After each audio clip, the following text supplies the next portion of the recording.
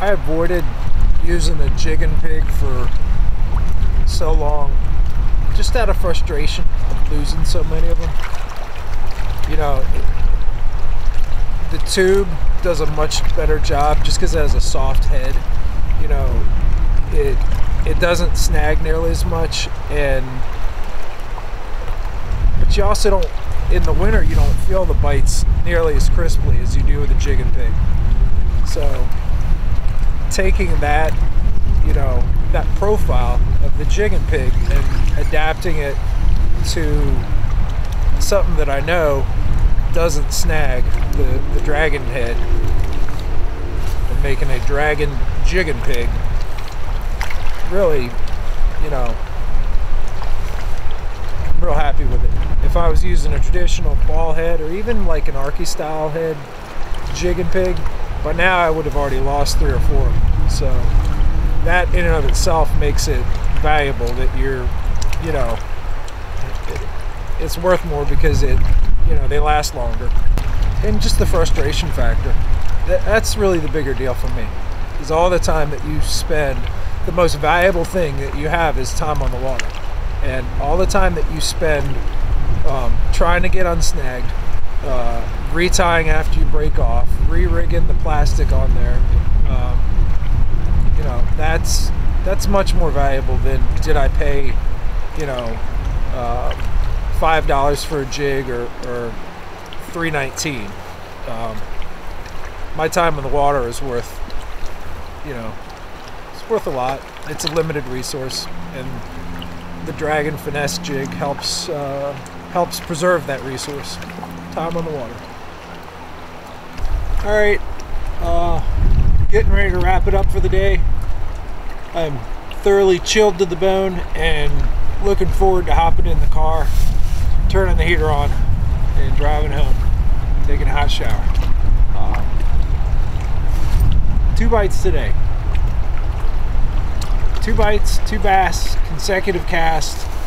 Not at all uncommon winter fishing to get, you know, a short window of activity. That's it. And having the ability to capitalize on that is pretty critical. Today, the lure that helped me capitalize on it was our Draggin Finesse jig with a battle stance craw as a trailer. A untraditional version of a very traditional smallmouth lure, the jig and pig. Oh, I had to do one more cast. Hi there. Couldn't handle it. I had to come back up top to where I got those first 2. Alright, now I can go home. I think it's only going to take me about 2 minutes to get back down there with this current cranking.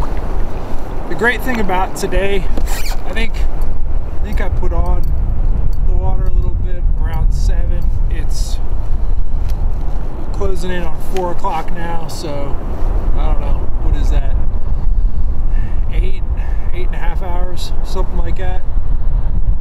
Most of the time I was fishing this, the Draggin Finesse jig, and I say this as in this exact one. I didn't lose any of them.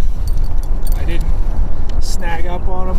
I mean, actually I briefly snagged twice and I moved towards it, did the high stick jiggle, and it lifted up and over, came right out. So compared to a regular 8.5 hours of fishing a jig and pig, you know, there's no comparison. This, it works. It caught fish in cold water, and they crushed it.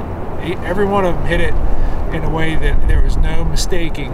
They went dunk, and I think that's an aggressive reaction to this defensive posture of the Draggin,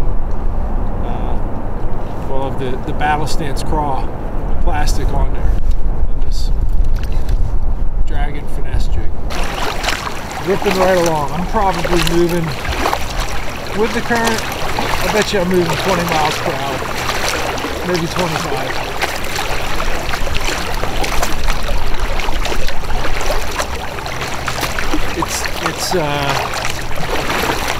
it's unusual for me to travel this fast in a kayak. I just got to make damn sure I don't miss this creek mouth.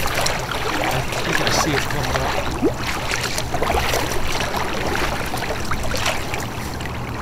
up. Till next time.